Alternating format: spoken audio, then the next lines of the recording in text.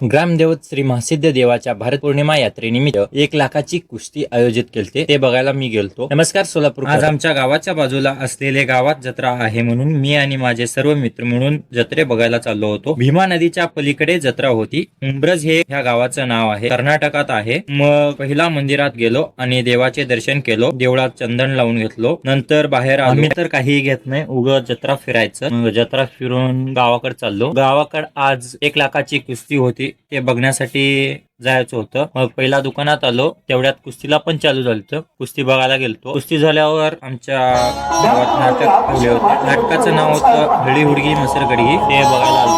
हे बघा नाटक चालू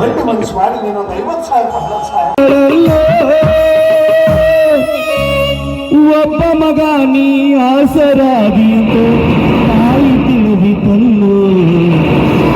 जीवा